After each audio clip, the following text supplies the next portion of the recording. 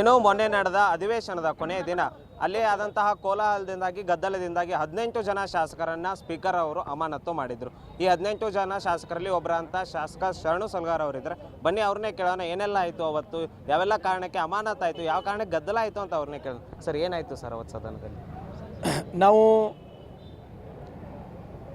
ಈ ರಾಜ್ಯದ ಜನ ಅತ್ಯಂತ ಸಂಕಷ್ಟದಲ್ಲಿದ್ದಾರೆ, ರೈತರ ಕಷ್ಟದಲ್ಲಿದ್ದಾರೆ.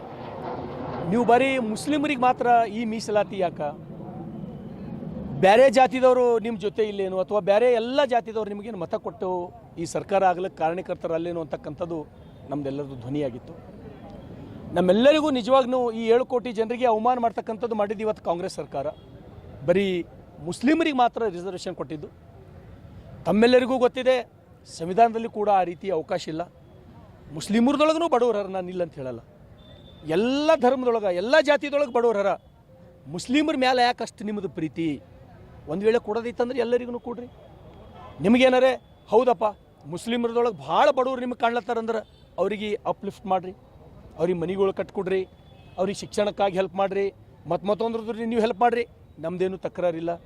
ನೀವು ಕಾನೂನು ಬಾಹಿರವಾಗಿ ಏನು ಸಂವಿಧಾನಕ್ಕೆ ಎದುರು ಹಾಕ್ಕೊಂಡು ಸಂವಿಧಾನದ ಉಲ್ಲಂಘನೆ ಮಾಡಿ ತಾವೇನು ರಿಸರ್ವೇಷನ್ ಕೊಡ್ಲತ್ತೀರಿ, ಅದಕ್ಕಾಗಿ ನಮ್ಮ ಪ್ರತಿಭಟನೆ. ನಾವು ಈ ರಾಜ್ಯದ ಮರ್ಯಾದೆ ಉಳಿಸ್ಲಿಕ್ಕಾಗಿ ಏನು ನಮಗೆ ಜನ, ಎಲ್ಲ ಜಾತಿ ಜನ, ಎಲ್ಲ ಧರ್ಮದ ಜನ ನಮಗೆ ಓಟ್ ಹಾಕಿ ಏನು ಶಾಸಕ ಮಾಡ್ಯಾರ, ಅವರ ಗೌರವಕ್ಕಾಗಿ ನಾವು ಪ್ರತಿಭಟನೆಯನ್ನು ಮಾಡಿದ್ದೇವೆ. ನಮ್ಮ ಪ್ರತಿಭಟನೆ ಭಾಳ ಹದ್ದು ಮೀರ್ತು ಅಂತಕ್ಕಂಥದ್ದು ಅವರು ಪರಿಗಣನೆ ಮಾಡಿ ನಮಗೆ ಉಚ್ಚಾಟನೆ ಮಾಡಿದ್ದಾರೆ. ನಮಗೇನು ಬೇಜಾರಿಲ್ಲ. ನಮ್ಮ ಸ್ಥಾನ ಈ ಜನರು ಕೊಟ್ಟಂಥ ಭಿಕ್ಷೆ, ಆ ಜನರ ಉಳಿವಿಗಾಗಿ, ಆ ಜನರ ಅಭಿವೃದ್ಧಿಗಾಗಿ ಇದಕ್ಕಿಂತ ಇನ್ನೂ ನಾವು ಉಗ್ರ ಹೋರಾಟ ಮುಂದಿನ ದಿನದೊಳಗೆ ಮಾಡ್ತೀವಿ. ಯಾಕಂದ್ರೆ ಜನರಿಗೆ ರಕ್ಷಣೆ ಕೊಡ್ತಕ್ಕಂಥದ್ದು ನಮ್ಮೆಲ್ಲರ ಧ್ಯೇಯ ಆಗಿದೆ. ನನಗೆ ವಿಶ್ವಾಸ ಇದೆ, ಕೆಲವೇ ದಿವಸಗಳಲ್ಲಿ ತಾವೇನು ಈ ಮೀಸಲಾತಿಯನ್ನು ಕೊಟ್ಟಿದ್ದೀರಿ ತಾವು ವಾಪಸ್ ತಗೊಳ್ಬೇಕು. ಒಂದು ವೇಳೆ ತಾವು ವಾಪಸ್ ತಕ್ಕೊಂಡಿಲ್ಲ ಅಂದ್ರೆ ನಾವು ಈ ಕೂಡಲೇ ಕೋರ್ಟಿನ ನ್ಯಾಯಾಂಗದ ಮೊರೆ ಹೋಗಿ ಅಲ್ಲಿ ನಮಗೆ 100ಕ್ಕೆ 100 ಗೆಲುವಾಗ್ತದೆ. ಈ ರಾಜ್ಯದ ಜನರಿಗೆ ನ್ಯಾಯ ಕೊಡಿಸ್ತಕ್ಕಂಥ ಕೆಲಸ ನಾವು ಮಾಡ್ತೀವಿ. ಸರ್, ಏನದು 4%ಗೋಸ್ಕರ ನಾವು ಸಂವಿಧಾನ ಬದಲಾವಣೆ ಮಾಡೋಕ್ಕೂ ತಯಾರಿದ್ದೀವಿ ಅನ್ನೋ ರೀತಿ ಡಿ ಕೆ ಶಿವಕುಮಾರ್ ಹೇಳಿಕೆ ಕೊಟ್ಟಿದ್ದಾರೆ. ಹೇಗೆ ಸರ್?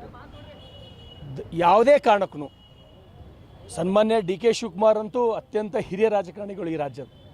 ಅವ್ರ ಬಾಯಿಂದ ಇಂಥ ತಪ್ಪು ಮಾತು ಬರಬಾರ್ದೇ ಆಗಿತ್ತು. ಯಾಕೆ ಆ ತಪ್ಪು ಮಾತು ಬತ್ತು ನನಗೆ ಗೊತ್ತಿಲ್ಲ. ಇವತ್ತು ಸಂವಿಧಾನ ಬದಲಾವಣೆ ಮಾತು ನಮ್ಮ ಪಕ್ಷದ ಯಾರಾದರೂ ಒಬ್ಬರು ಬಾಯಿಂದ ಬಂದ್ರೆ ಇವತ್ತು ನಾವು ನೋಡಬೇಕಾಗಿತ್ತು ರಾಜ್ಯದೊಳಗೆ. ಇವತ್ತು ಅವರೇ ಒಬ್ಬ ಜವಾಬ್ದಾರಿ ವ್ಯಕ್ತಿಯಾಗಿ ಇಂಥ ಮಾತು ಹೇಳಿದ್ದು ಇಡೀ ರಾಜ್ಯದ 7 ಕೋಟಿ ಜನರಿಗೆ ಮಾಡಿದಂಥ ಅವಮಾನ.